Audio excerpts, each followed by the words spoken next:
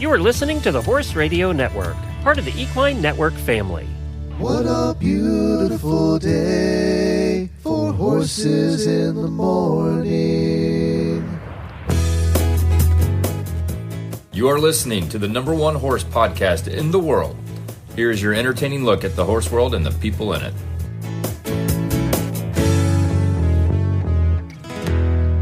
Well, good morning, everybody. I am Glenn DeGeek in Ocala, Florida. And I'm Jamie Jennings in Norman, Oklahoma. You're listening to Horses in the Morning on the Horse Radio Network for Monday, January 12th, episode 3860, brought to you today by WERM Flooring. Good morning, horse people. You made it to another week of Horses in the Morning. Yes, Jamie and Glenn are back. Because, let's be honest, what else would they do? But then again, you're back too, so, well, enjoy the show. Well, that's like right. That one. We have a fun show planned for you today. In our Where Are They Now segment, our guest is someone who's been joining the show for over 15 years, and that's Popcorn's dad, Frankie Lovato, is going to join us today. What does AI think of our show? We're going to find that out. We have some thoughts on relationships, and this is a segment I'm actually kind of excited about. It's a follow-up to last Monday's Horse Husband segment, and you haven't heard this yet, so I'm interested to hear your comment on it. And then we have your question, First World Problems. Did we have any this month? Oh, God, poor people. These poor people that listen. They have problems. So sad. We don't have a post show today because Jamie has some farriers and things coming immediately after the show. Sorry. This show will probably run a little long anyway, so you'll get your money's worth. You got that free one. podcast. You got that one. So one of my podcasting guru friends said to ask AI what they think of your show and to word it this way: what do you think of Horses in the Morning? Because that's not asking to tell about it. It's what the AI thinks about it. Because remember, most of your searches on Google now are AI driven. They're not SEO anymore and all of that. It's AI that determines your results. So I thought, well, let's see because AI didn't really get us right a year or two ago. So I asked Gemini that question. What do you think of Horses in the Morning? Oh my God, Jamie. You're going to love this first sentence. Horses in the Morning is a titan in the niche world of equestrian media. Yeah, baby. Titans. We're Titans. We need a t-shirt. It's essentially the morning drive time radio of the horse world. Well, that's true. And it has an incredibly loyal following, often referred to as auditors. That's true. If you're thinking of diving in, here's a breakdown of what makes it unique. You want to hear why we're unique? Quickly. This is too much me. Lighthearted and social. It's not a dry academic lecture. Well, that's for damn sure. It feels like hanging out at the barn with friends. They lean heavily into humor, personal anecdotes, and community interaction. All true, right? All true. Mm-hmm. Now, it also did a segment on Is It For You? So apparently this is what you get if you ask about a podcast. One of the segments was, Is It For You? So it says, listen if you spend a lot of time commuting or at the barn and want something that makes you feel connected to the wider horse community. It's great if you enjoy a mix of education and equestrian lifestyle content. Okay, now it says, skip if you prefer highly structured, purely technical training advice without any chatter. The hosts have big personalities and do spend some time on banter, which some people love and others find distracting. So, yeah, you're listening to the wrong show. We would be the distracting people over here. So, sorry, guys. I wasn't disappointed with the things that came up with because I thought, somebody reading that, it's an honest review of our show. It really is. So there you go. That's what I remember when I was in Arizona, I had my coach on and she was like, maybe came on 30 minutes in just to talk about something. And we had already done 30 minutes. And when I got back to the barn and that all her clients had listened to it, they were all like, you talk too much. What? And why did you take so long to get to her? I was like, the show's not about her. Some shows are I get why people think that because you listen to podcasts that it's all about the guest. So they do 1 minute introduction, then they're into the guest, right? And it's an hour with the guest. I don't listen to those. No. I like stuff like ours. Yeah, me too. I tend to go with the more variety shows. Yeah. And also they're listening partly because they want to hear our opinions on things too, or they wouldn't be listening. So I doubt that. They want to do the opposite of our opinion. Let's true. go with that. Right. What do they say? Okay, do the opposite. Well, let's continue with our, what did they call it? Our distracting nonsense. Let's continue with that with Daily Whinnies. I don't think they said nonsense. Yeah, maybe they did. I added that. Well, happy birthday to auditors Kathy White and Lorene Barden. It's Lorene's birthday as well. And also host Reese Koffler-Stanfield of the Dressage Show, our good friend. Happy birthday to all of you. And apparently, I don't know if she doesn't have her birthday on Facebook or I just missed it, but Rachel Rosenthal, happy birthday to you. I apologize.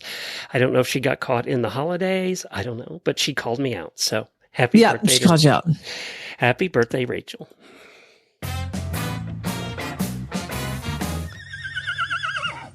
Well, I have some news. Do you remember Miami Moonlight? Okay, which one is that? You've had 1,000 horses. We call him Roy because he's like grumpy Roy Kent. So Miami Moonlight is a horse that I was at Remington and I saw him in a $5,000 claimer. And right. I remember looking at him, I'm like, that guy needs to not be here anymore. So I ended up contacting the trainer, got them to donate him to Horse and Hound. And a week later, he arrives at my door, which was just the coolest thing ever. And I gave him like 6 weeks off and then started him back. And he is the most lovely horse that I have. I mean, he's one of the top 10 of all 200 I've trained, like just awesome. And it's really been a struggle for me to figure out what to do with him. Do I have him adopted? Do I keep him? I really didn't know what to do. And I finally was like, you know what? I've got to get him adopted because if I adopt him out, then I can save another one. I can go get another one, and retrain it and get it adopted. And so I kind of stuck with that. And over the weekend, somebody came out to look at him and called me yesterday and they're like, we're going to adopt him. Oh my God. I almost threw up. I made the wrong decision. I did the wrong thing. I shouldn't have done that. I should have kept him. I'm so bummed at myself. She was like, the only thing is he doesn't have a lot of personality. I'm like, we can find you another one. It'll be fun. When they got here to look at him, I was like, I felt like I was showing off one of my children. I think like it's not my horse. He belongs to the rescue. And I've done this so many times. And this one has just made me sick. So I told her, I was like, okay. And she's going to leave him here for a month. So I get to train him for another month. So you have two heartbreaks, one now and one then. I'm so sad. Like why did I do that? Let me just clarify. This is no reflection on her. This is just you at this point, right? No, she's lovely. If she wasn't lovely, I would have been like, you need to go home. Of course, she's lovely and he's going to live in Arkansas at her house. And he's going to just be a pleasure horse and do some hunter jumper stuff. Yeah. It's perfect, but I don't want him to go. I'm so sad. Oh, I got him to the house and Chad's like, how'd it go? And I'm like, I think I'm gonna throw up. I did the wrong thing. But they drove here from Arkansas and I was going to be like, never mind, drive 5 hours back home. Oh, so anyway. Poor Lucas, when he announces he's going to college and going to leave home. Oh, dear God. He's never leaving. It's never leaving. I'm seriously I'm happy that he's going to have an awesome home. And he would have gone to nowhere else besides an awesome home. And I did say, like, at any time, if you don't want him anymore, I will take him back in 5 seconds. And so it's going to be really hard. I don't get like this, When I met Jennifer, she was doing the same thing you were, right? She was training horses up to levels, and then she would get them to people who could actually afford to take them to the higher levels. And there are some horses that you're okay with. It's a nice horse, right? It's fine. There are some horses that are total jerks that you're happy to see go. And then the ones like that, hers was Sally Allen, that ended up going to advanced level in eventing. But that horse, I love that horse. She loved that horse. But, we loved, what was it, $40,000 in those days was a lot of money. So you love eating. We loved eating too. Exactly. And her point was, I can't afford to take that horse to those levels, so I'm doing a disservice to the horse. Yeah. And she was right. I didn't understand it. I was a new horse husband then. I didn't get that. I just saw her doing great things with this horse and thought you should keep doing great things. I didn't understand what it costs to do it at those levels. Yeah. And time and money, not just money, but both. Yeah, but I everybody has their struggles, and it is definitely a tough one. And so at least he gets to stay here another month, and I'm gonna. If I do this again and I feel this way again, I'm not going to let it go. I can't. Hold on just for a little longer. You might 6 months later, you might change your mind, right? But yeah. It's so stupid. I did the wrong But then there's another horse that's going to come in that if you hadn't trained them, where would they be? Well, I started the new guy Apollo yesterday, and he's the one I got from a situation in Western Kentucky, and he's been here about a month. And I did tell you guys that the guy on the phone did tell me, remember, he didn't speak great English, that he was like, I saw him chew wood once. And I was like, what? Wait, what? I saw him chew wood once. I go, did he suck air? No. This dude cribs like seriously, I just got a new cribbing strap, and I've never had to keep a cribbing strap on anybody. So maybe it'll wean off once he's in the big pasture. This is your first time having to deal with that. Man, I did not like I to be fair, I still would have taken him. I'd have been like, fine, it's fine. I don't care. But the fact that I was like, what? You are so sneaky. But it's fine. Everything's fine. And there's a lot of people don't believe in cribbing straps, but we used the one horse we had. It was like this one, it just didn't stop. It was 24 hours a day. And it's not good for the horse either, so. It's not good for their teeth. It's not good for your fencing. It's not good for, none of it's good. Like he acts like, like a man who's been smoking his whole life and like needs a hit. Yes. And that's true. That's exactly what I'm hoping it's going to get less as he gets turned out into the big field and gets a little more comfortable. So anyway, there's your distracting banter update that people hate. Yeah, there it is. So we'll get off of that because, we don't like to talk about ourselves at all. And well, let's talk about worm flooring, and then we'll head on over to Frankie Lovato. Okay. Are you still wrestling with heavy, smelly rubber mats every time you want to clean your trailer? We've all been there, and it's a backbreaking chore that most of us put off for way too long because it sucks. I added that. That's why you need to check out WERMflooring.com. That's WERM flooring.com. It stands for We Eliminate Rubber Mats, and that's exactly what they do. Their permanent pour-in-place flooring system creates 100% liquid-tight seal that bonds directly to your trailer floor or your barn floor, as I love it so much. I put it in my barn. No more urine or debris seeping underneath, no more corrosion, and absolutely no more heavy lifting. Hey, when they do pour it in your trailer, side note, I thought, well, it's just going to go to the corner and like go under, like whatever. No, they actually put it, and then they put like a lip upwards in your trailer. So it doesn't, pee doesn't get on creep around the edge. Yeah. So it doesn't go, because I was like it's just going to go under it. No, it's not. They thought about that. Worm is all about your horse's comfort. It's a 1/2-inch cushion surface. It reduces road noise and vibration, providing a slip-resistant ride that keeps your animals calm and secure. Whether it's a horse trailer, wash rack, vet clinic, barn aisle, they offer a seamless, durable solution that's easy to power wash and built to last a lifetime. I just blow one out. Done. Visit wormflooring.com today to find an authorized dealer and protect your investment with the floor your horses deserve. Wormflooring.com. Join us as we chat with past guests to find out, where are they now?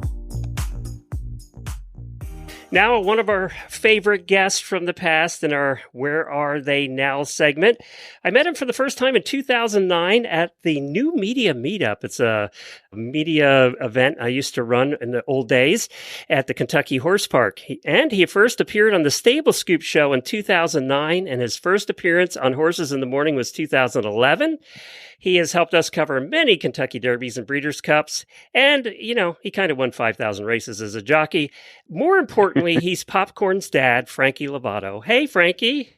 Frankie! Yes, that's probably the most... Hi, you guys. Thank you so much for having me. And 5,000, if you're going to exaggerate, you might as well say 10,000, so... You know what? I'm trying to do all I can here, Frankie. I'm doing all I can. But I appreciate it. It is a fact that you've been coming on our show for 15 years. So yeah, when you said 2009, I was like doing the math, and I'm like, wait a minute, that's wow. And it's flying. We had this new media meetup, Jamie, at the Kentucky Horse Park, like 3 years in a row, and I forget who invited Frankie, but it was an invitation only, and somebody said, "Well, you have to have Frankie," and who was it? You know, I'm thinking going back then, we were very close with Templeton Thompson. Oh, that's. And then we were also very close with Steve Lampitt and his wife Jennifer. And that's how we all.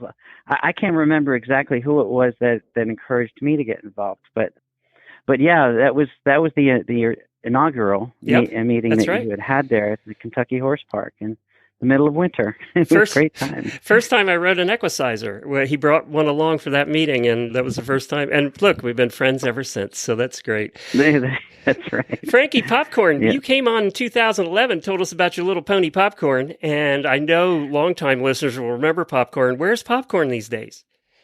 Well, you know, it's you ever hear when those stories when an animal like passes and they tell the kids that he's in the farm upstate? Yeah. Popcorn is in the farm upstate. However, he's alive and well. He's alive. He's literally in a farm upstate. I had a friend of ours that has a dear friend that has ponies and trains a bunch of kids and it was upstate New York and we thought, well, let's send him there, give him a job, let him be a pony and be with other ponies and a bunch of kids and I'll let my grandkids get a little bit bigger and give me a break. And so he ended up at this farm, literally upstate New York. And so that was the joke. He's in a farm upstate and a couple of years went by and he's doing good there. And he, even with all the work that they're doing with him, he's still a bit of a handful. So we're like, yeah, maybe he's better off. He's better off there for now. So that's where he is. Well, I'm glad to hear Popcorn Popcorn's alive and well and playing with his buddies at the farm. That's good to hear. Yeah. I met Popcorn, actually, Jamie, on the road show 5 years ago now. Well, Scooter needs to go to a farm upstate. So, I mean, he they might, could be together. With his allergies and bug and skin issues, actually, the vet said, you might have to send him somewhere north for the summer. So we'll see. We'll see. Frankie, we've talked a lot about racing and a lot about equicizers and about a lot of things over the years. But one thing we never really talked to you about was your dad. And I had forgotten that he was a jockey. Yes. My dad, like my career, I'm retired from racing 20 years. So my dad's been retired for nearly 40 years, basically. But my dad started in the late 50s. He rode when he was an apprentice, he rode for the DuPonts, the Foxcatcher Farm. He won some major races throughout his career. He did some riding in New York. In fact, he won the Hopeful Stakes as an apprentice jockey in Saratoga when he was just a kid. But he spent most of his career in the Maryland, Delaware, New Jersey racing circuit. And I was actually born in Maryland when he was racing in that circuit. So he's been a leading jockey, won some major stakes events throughout his career. It was quite successful. And then I started just at the tail of his career. We actually rode a few races together here. Is that right? Yeah, which I didn't care for. I don't like competing against my dad. Who won? But yeah, by the way, I did. I was on a much better horse, though. That's where it was. I'll tell you a story at Belmont Park, as a matter of fact. It was one of the first times we rode together, and he was on the lead, and this is when I was an apprentice, and I was a leading apprentice of the nation at the time, and I had a lot of nice horses to ride, and he was on a long shot, and I came alongside him at the top of the stretch, and I just felt terrible because all I had to do is smooch at my horse and pass him like he was standing still, and I was only like 17 at the time, and it was just like, oh man, I got to beat my dad. Were you invited to Christmas that year, Frankie? No. So did you? What was the end there? I won the race, but the thing is he couldn't have been more proud of me, and my success and stuff. And so it was just a fun moment. And then there was another race that we were riding together. He was actually on a better horse than I was, as far as odds go. His chances of winning were better than mine. And so I was behind him, and he was in a bind, like a bit of horse traffic where it gets quite dangerous. And he was being squeezed pretty hard from another horse on the outside, and I'm behind him. And I'm like, I don't like this. I don't like this because I don't want to run him over if he goes if he takes a fall, and so yeah, I don't know how. I know that there's jockeys that have also ridden against their either their father or mother, or even in some cases there's been some jockeys that ride against their spouse where there's been husband and wife, and I just couldn't imagine. So what happened with your dad in the traffic? Did you just go around? Did you save him? What did you do? Oh no, there's nothing I could do. It just had to play out until things got a little less tense, and then he was fine. It happened like in horse racing as a jockey. When you're behind a field of horses, there's things going on in front of you with no control over, and there's a lot of close calls. It's very dangerous, and it was just like I don't want my dad in front of me. Was there a lot of media coverage, being that it was a father-son thing, or not as much? There was, quite a bit back in that time. The first race we rode together was up in Saratoga, and he was already he was partially, like, he wasn't quite as active as he was throughout his career. He was like towards the end of his career, so he wasn't riding a ton of races, and I was at the time. So there was a lot of photographs and some press on it, and father son, and my dad raced, and his racing name was Frank Lovato. There wasn't no senior on it, and mine was Frank Lovato Jr. Just so there wasn't any confusion that there was two of us, but he took on the name then, Frank Lovato Sr., even though, I got to tell you a story, I'm not really a junior. What? My birth name is Sean, but I wanted to race under my father's name. We've talked to you for all 20 years, and we're just learning that it's not even your real name. Oh my God, we're such jerks, Glenn. We've been calling him the wrong name the whole time. No, only my siblings and my parents call me Sean generally. Oh my gosh! So why'd you do that? I did it because I wanted to race under my dad's name, and growing up, like all the time I spent from a time I was just a little kid at the racetrack, nobody would accept my name as Sean. Like, they wouldn't remember it, or they just kept calling me Little Frankie. I was Little Frankie pretty much my whole life, other than going to school and my friends and my family, but the racetrack, they just called me Little Frankie. So I was concerned on two levels. One is if I started to race under Sean, nobody would remember me from the time I was a little kid from the racetrack. And then also that I had the pride of my father, and I wanted to carry the name on. So I thought that was so cool. That was pretty cool. Yeah. So I became Frank Lovato Jr. So do we call you? What did your wife call you? She called me Sean. Oh my God! Did she really? I never heard that. But He's been Glenn, living a lie this whole time. but you guys, she would call me Frankie in front of you guys. Yeah, she did. Yeah, I know. Yeah. Oh my! Well, she called him a few other things, it. but that was in private too. Exactly. So, yeah. Exactly. Oh my! But yeah, gosh. regular Sean. conversation around that.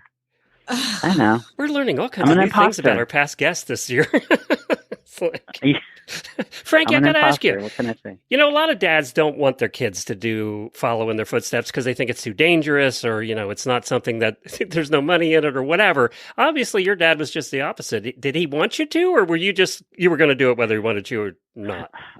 That's what, basically, I was obsessed with the idea, and my mother tried to talk me out of it. She didn't want me to be, because it's very dangerous, and it's not a glorious life, really. It's demanding, and it's dangerous, and there's all kinds of reasons why it looks appealing initially from the outside and stuff. But my dad was not one way or the other. He just kind of let it be. But my mother did not want me to be a jockey. And I could tell you now, with my own children and grandchildren, I would never want them to be a jockey.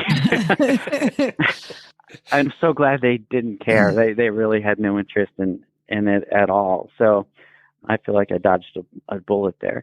And with that being said, nobody could have talked me out of it. And, even what I know now, had I known then, however that saying goes, there was nothing that was going to stop me. I was going to be a jockey, no matter what. Nobody could have changed my mind. And look, I worked hard for it. You've had a good career all the way through, even after being a jockey. It was because you were a jockey you developed the Equicizer and had a second career. I mean, it really has been your whole life. Yes, yeah. And then I started, even after I retired, because I had a passion to help educate kids and fans. I started my own little nonprofit called Jockey World, and I did a bunch of educational media and events and things that were trying, like getting into horse racing. There's not like a clear path, especially here in the United States. Like, most people have to climb the fence or do something, to get their foot in the door, and that door could be not a good door. So I always had a passion to try to offer guidance and safety and knowledge to help our youth that want to get into horse racing, to avoid some unnecessary, maybe not so pretty things that could happen in any part of the horse industry. Jamie, do you remember, this was way back, I mean, this is over 10 years ago, Frankie did a whole bunch of videos on racing terminology, and we used to play them occasionally on the show because they were things we didn't understand. Like handicapping was one that I remember playing because we were just totally lost in what handicapping really is. But do you remember that? That I remember those videos. I do. Yeah. I think we should resubmit some questions to him because, Frankie, I've been, to be honest, getting my butt kicked at the track at Remington this whole season, so I need a little bit of help. Where do you think racing is right now? It's in a very, very weird place. Okay. And honestly, I haven't been in the middle of it. I'm on the outside looking in. But it's challenging. Horse racing is a very challenging place right now. The smaller tracks, they've struggled. Some of them have closed down completely, unless they had the help of the casino type situation where they can supplement, funds that help keep the racing portion of it. And, Frankie, going. Here in Florida, they're talking about decoupling gambling from the racetracks, and they've already said those two, Gulfstream and the other Tampa track, will go away. They'll be gone. Yeah, and it's really sad, not only for the historic purposes. These are beautiful tracks, and yeah, it's just, there's so many sports out there nowadays, and there's so much. Well, and there's the gambling aspect. There's options that people can get. People want to bet their money. Yeah, they don't have to go to Las Vegas just to gamble anymore. Yeah, that horse racing. It's just one of 1,000 ways that people can enjoy sports. Where years ago it was one of few. And so it's. I mean, I hope it. I hope it hangs in there. But it's challenging. It's a very challenging time for horse racing. So what's in the future for you? I know what age you are because we're about the same. What are you just keep making exercisers? What's up? Well, yes. I mean, I'm still making as many Equicizers as I can. We have been back ordered for years now, but I mean, I'm not back ordered for years, but the consistency of orders and flow, I average between 4 and 6 months back ordered. The demand is still there. It's growing. I do hope to expand the business, Glenn. I need to. I'm 63, the same age as you. Yep. and I can't build horses forever, but I love it. I love my job. I love my customers and the stories. It's such a beautiful thing, but I do need to make a bigger effort. You need an apprentice. I'm working on that. Good. You know, Jamie, when I visited Frankie at his shop, I mean, they're beautiful creations, as everybody knows if you've seen pictures of them, and he makes them all himself. He moves all that heavy lumber around. I mean, they aren't light. And I told you then, I said, Frankie, you know, our backs are going to give out at some point. You need to get help in here. Do you realize you won the Eclipse Award for Apprentice Jockey the year I graduated high school, 1980. So you would have been graduating high school that year too. Yes. Well, I would have graduated in 81. Okay. So you were not even graduated high school and you won Apprentice Jockey. Yes. I actually started riding professionally at 16. So it was the year that I was 16 and 17, 79 and 80. That was a really big year for me. And then I got the award that campaigning that entire year of 1980. So yeah, I was 17 at the time. I got a GED, so you got to walk up on stage and grab your diploma, and I got a thing in the mail. Yeah, look where I am, Frankie. I mean, that's really helped. You won an Eclipse Award at the same age I was getting a high school diploma. I think you win. I got through the 9th grade, but I did get a GED in the mail, so that was nice. Yeah, there you go. You were making more money than most of us at 17, let me tell you. I have to say at the time, yes. I don't know what you were making, Jamie, but I was making about $2.50 an hour. So you guys made money? What? Yeah. Frankie, thank you so much for joining us again. Give everybody the website. Oh, and you're participating in a new podcast that's out there. Give a quick plug for that. Oh, yes.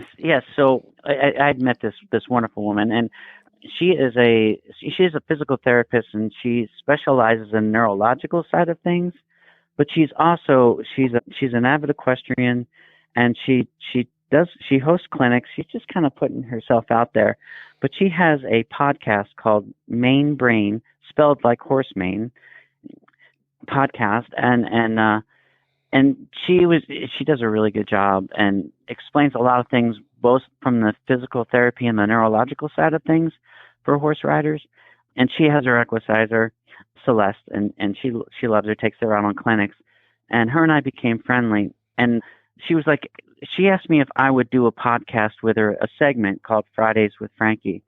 And of course, it sounds corny as hell to me, but it was her idea, so I wasn't going to shoot it down. And it was an opportunity for us to combine what she's an expert at, and again, she's an expert at this stuff. Balance seat, it's all how your body works and your brain and how to be a better rider type stuff. And so we're doing this podcast. It's twice a month, and it's called Fridays with Frankie. And if anybody wanted to check her out, her website is anchoredseat.com, and the podcast is called Main Brain, and it's really, really good. I recommend people to listen to her shows, and then you can also catch my Fridays with Frankie, which is, you know, I say I'm trying. I'm sure you're doing fine, Frankie. I'm trying. And of course, equicizer.com is where you can find, we'll put links to that in there too. Thank you, Frankie, for joining us to reminisce a bit. Thank you, you and Jamie. Thank you guys so much for having me. And it's so great to hear your voices and be a part of this. Thank you. Well, don't be a stranger. All right. Have me back. I'll try to be insightful. We can do Wednesdays with Frankie. We do it that way. I mean, yeah, Fridays is already taken. Yeah, that alliteration is gone. Hey, something with Sean. I like that even Shoes better. With Sean. Sundays with Sean. And people are like, who the hell is Sean? Bye, Sean. See ya. Bye, Sean. Bye. Bye. Well, it was so good to have Frankie on again. I'm loving this segment this year. I'm loving getting people back and learning new things about him, even though we've talked to him 100 times. Oh It's my so cool. God, that is so crazy. His name is not even Frankie. I know that Such caught you a off jerk. guard, didn't it? So, I've had ponies and draft horses for years. And there's one thing this horse husband is qualified on, and that's to talk about hoof boots. And I'll tell you why. It's because I've never had shoes on any of my driving horses. We just didn't. I don't know why, but I always had horses that had a little bit of foot issues. And Because you had boots. That's why you didn't, because you didn't need horseshoes. And I got to tell you, we tried every kind of boot. We tried every kind of hoof boot there was, and I hated them all. I'm sorry for the people who make this boot, but I didn't like the wire one. I did not get along with that one as a horse husband at all. And then finally we tried Cavallo, and we've been using Cavallo boots for almost 25 years now. And I still have a stack of them out there. And Jennifer keeps some too for the bigger horses because she doesn't keep shoes on the bigger horses either. So when she goes out to rough, rocky places, she puts Cavallo boots on. I've driven all my horses. That first pony I had, I drove that pony in Cavallo boots all over Pennsylvania. We went on drives through amusement parks and down city streets and the whole thing. So I've just been using these because they're so easy. This horse husband can put them on. I can barely do a blanket, but I can do these Cavallo boots because they're just so easy. And the nice part too is they make them they fit most horses, right? They have a wide range of horses with hoof shapes and sizes, and they have sizes to fit anything from minis and donkeys and all the way up to size 4. I mean, you use them too. I know you use them because your horses you pull the shoes right away when they get off the track. Well, yeah. So the race horses, when they come to me, they get their shoes pulled, and some of them just the racing plates pulled, and some of them just cannot handle it. So Cavallo boots are awesome. And I have most of them. The ones I have are 1s and 2s. I do need to go get a size 3 because every once in a while there's a thoroughbred with a 3, but for the most part, you're getting almost in draft horse sizes there, buddy. Yeah, 1s and 2s work really well for most horses. So I've been very happy, and they give you a really good way to measure. They give you a lot of instruction on how to measure, make sure you're getting the right one, and you don't have to trim the horse's feet in any special way. So I'm super happy with the Cavallo boots. And they last a long time too. That's the other thing. We live in Florida where things like this tend to disintegrate, and you live in Arizona where they tend to just dry up and crack.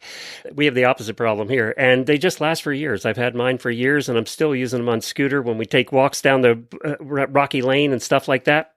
It's still just easy, simple to do, and you can go to cavallo-inc.com and go to the How to Measure tab, and that'll tell you exactly how to measure your horse's feet. cavallo-inc.com. So last week on the show, last Monday, you weren't here. Lisa was here, but Larissa. Larissa is the artist that we've had on over the holidays, and we had her husband on, who was absolutely delightful and charming. And then we had Larissa on in the post show. And then after that, I was on LinkedIn, and I noticed she did a blog post. She writes a blog on her site, and she did a blog post about the interview and about relationships with horse husbands and horse wives. And I just thought, we've been doing horse husband interviews for 15 years, and we've talked about relationships in the horse world more than probably any other topic over the 15 years. Would you agree with that between us and, our guests and everything else? And we've kind of learned some things that we think are true, how you have a successful relationship when you're in our weird little world. And I think she just nailed this. And what I did is asked her to record it, asked her to read it for us, because I wanted everybody to hear it, but especially wanted Jamie to hear it, and I want to talk to you after, okay? So I'm going to play this. It's Larissa. Good morning, Horses in the Morning listeners. This is Larissa Ray, and I was recently on the Horses in the Morning podcast with my husband, Griffin.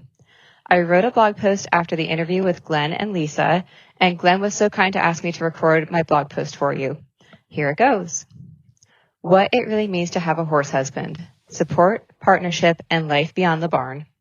My husband, Griffin, was recently interviewed on the Horses in the Morning podcast, where he was asked about being a horse husband. Listening to the conversation made my heart squeeze. It was another quiet reminder of how lucky I am to have someone who supports my lifestyle, even when it occasionally comes with a raised eyebrow or two. A lot of horse girls dream about having a horse husband. It's easy to get wrapped up in wanting our partner to fall in love with the thing that lights us up. Horses are magic, after all, and when something has shaped your entire life, of course you want to share it. But what if there's another way? What if support doesn't look like participation? My husband has absolutely zero interest in riding. None. But he does have an interest in seeing me happy, and that counts for so much more. He is beyond supportive, and I think my gratitude for that has created space where he gets to be involved with horses on his terms, not mine. And because I'm not pressuring him to participate, it feels genuinely special when he chooses to come to the barn with me. Instead of resentment on either side, it's just fun. And he gets to discover a little bit of that horse magic on his own. I think we horse girls sometimes forget that discovery is part of the magic. We want to gift our partners this incredible experience, but they can't jump in where we are. It takes so much time to understand horses. And for those of us who have loved them our whole lives, we might not remember how long that process really takes. And does it ever really end? I had a mindset shift that changed everything for me. My husband and I are lucky to have figured out what works for us. And talking with Jamie and Glenn after the show got me thinking more deeply about why it works. I think a lot of it comes down to our mindset. I sat down and did some writing to clarify my thoughts, and this is what I came up with. Support doesn't always mean you agree. It doesn't mean you have to do things together, and support doesn't mean you have to like the same things. Sometimes support simply means, I see you, I care about what matters to you, and I am here. It's the takeout waiting for you at home so that you could ride your horse after work. The morning latte delivered to the horse show where you were grooming all morning. It's the patient head nods because they're going to listen to you talk about transitions or some other horsey thing that they absolutely do not understand. Love shows up in little ways, and we have to remember to look for them. Relationships and horses have taught me some of the same core lessons. The more I thought about it, the more I realized that building a relationship with a partner isn't all that different from building a relationship with a horse. Now, I mess this part up all the time, but I think that trying helps make me better for the people and the animals that I love. Here are the reminders that I am trying to keep close. Reward the tries, celebrate the small victories, and pay attention, not just when things are going wrong. Look for what lights them up, and if something isn't working, get curious instead of angry. Seek understanding, not control. There does not need to be a winner and a loser. Set boundaries, but set them with kindness. Respect their boundaries, and if you don't understand them, get curious instead of frustrated. Learn to manage your own negative emotions. Understand your shortcomings and plan around them. Take responsibility not just for your actions, but for your reactions. Make time for connection. Love them in little ways, consistently. Be someone worthy of their trust. And look for opportunities to express your gratitude. Now, my conversation with Glenn and Lisa was never really about horses or even about having a horse husband. In the end, it was about partnership. It was about patience and about choosing support that allows both people in a relationship to be fully themselves. And for that, I am endlessly grateful. There you go. What do you think? I think that hearing this, all I did was turn it around in my head. I've been married long enough to know that all those things are important. But what I hear is that me as a woman, I have to reciprocate. And I do. My husband has a passion for golf and he comes home and he talks about golf. And I'm like, this must be what it's like when I have a ride and I come and tell him about my ride. Cause he'll be like, I figured out my swing. I got this going. I did this and did this. And I'm all like, I've heard that, like, I don't know what you're talking about, but I've heard this so many times. And I just sit there and listen. It doesn't cost me anything to sit there and listen. And he listens to me. And if he doesn't, I call him on it. So I'm like, hey, I listened to you talk about your stupid golf hole number 14. So I think the thing is she's got it really good and to point out what there is. But what I took out of that was the reciprocal end of it. And that I think is probably the place that I and most of us need to think about. And, too, what we've learned over the years is the couples where the woman, the horsewoman in this case, really they were almost forcing the boyfriend or the husband to do it. They didn't work out. They didn't stay together. You can't do that. She nailed that part of it too. You gotta meet them where they are. And then you find you do, after you and I have been married a long time, after you do that, you do find a comfortable place, right? There's a place in there. And what she said too, and this rang true with me.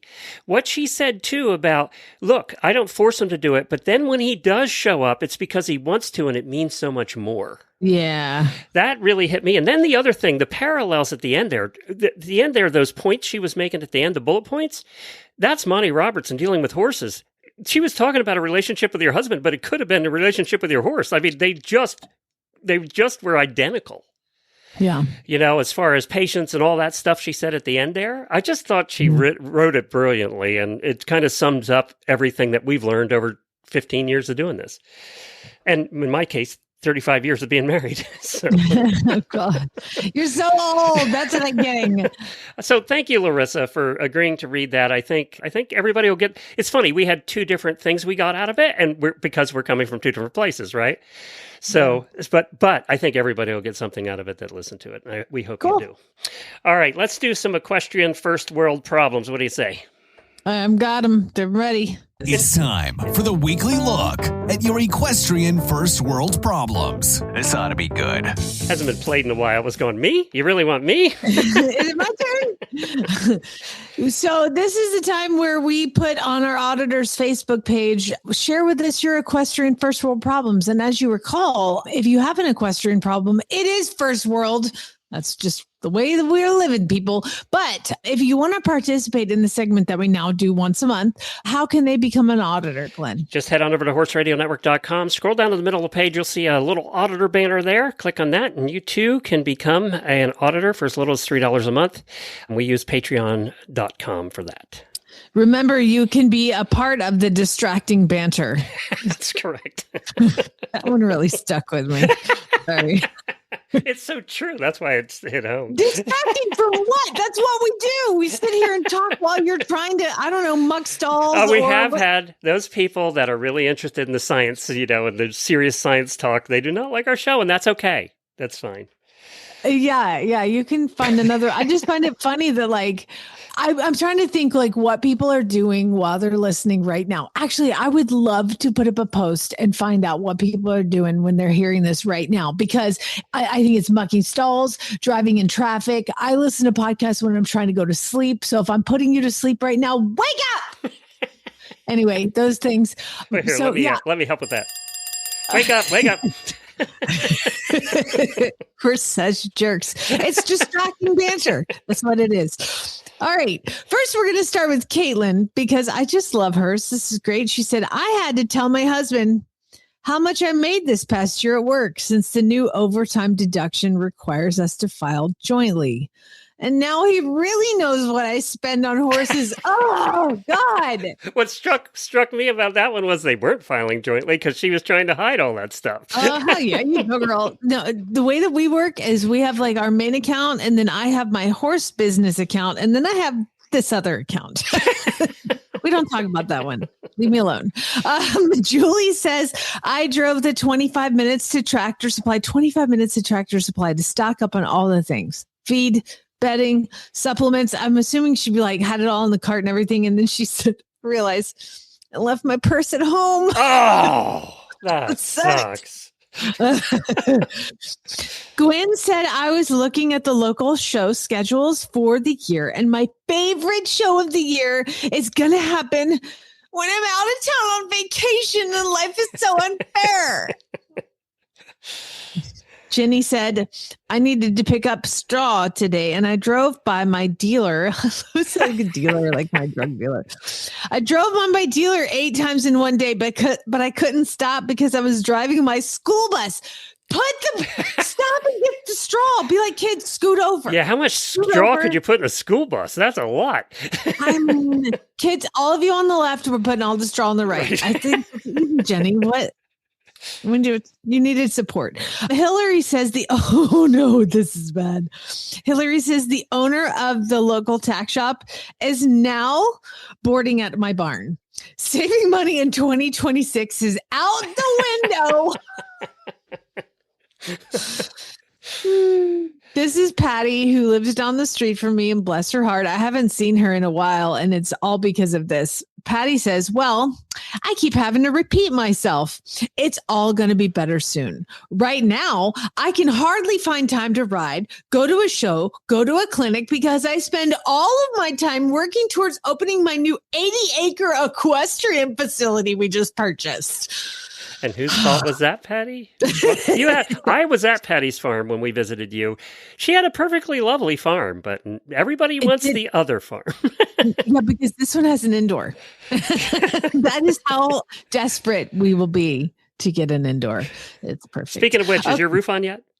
The indoor covered round pen that I'm having constructed? No. Okay. They poured the concrete and it takes a week to set. Oh, okay. So we're still dealing with that. And I've still got down paddocks and I've got construction everywhere. Oh, I see another guy coming in right now because, of course, Chad's like, we need this done too. Okay.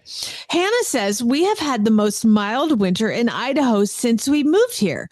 And I could still be riding, but I'm 8 months pregnant and I can't. That never stopped Jamie.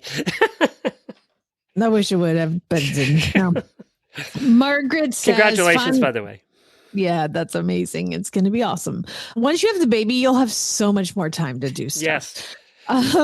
Margaret says, finally had a warm day so we could ride comfortably. But of course, the warm weather means all the snow is sliding off the roof of the indoor. So I had to cut my ride short.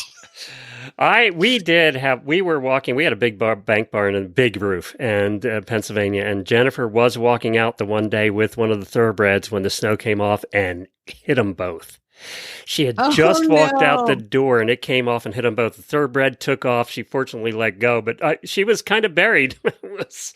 It could have been worse. Oh, poor indoor arena. Summer says someone came in and cleaned up my barn and scrubbed on the sinks, but now I can see all the dirt I track in. What magical fairy came in and cleaned your barn? Yes. I would like their number. Holly says, my husband decided to start the new year by building me a new, bigger tack shed. Yay! But while it was under construction, I had to carry my tack and my saddle 100 feet both ways. Oh, Holly, you're lucky to be alive. Terrible. And finally, the last one is poor Brandy. We have a theme today. Brandy says the heat in our indoor is working so well that we have to strip down to t-shirts to ride comfortably. Brandy says she's in Michigan. You're either I hate you or you're soon to be my new best friend. I can't decide.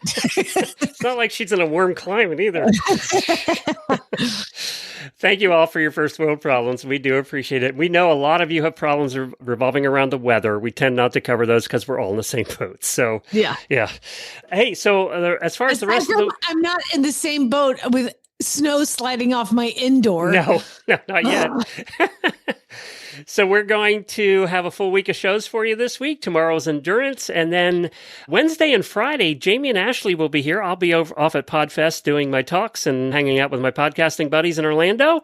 And then Thursday, we'll have the Equine Affair episode for you as well. So we have a full week of shows. And I know you and Ashley are going to have a lot of fun. You guys always have fun together. So have some fun. No post show today. Jamie has to head out. The farrier's coming. He's here. I got to go. Okay. Thank you all. You have a terrific week. All right, spay neuter geld, everybody. There it is. A little slow today. Enough of it distracting. I'm out of it.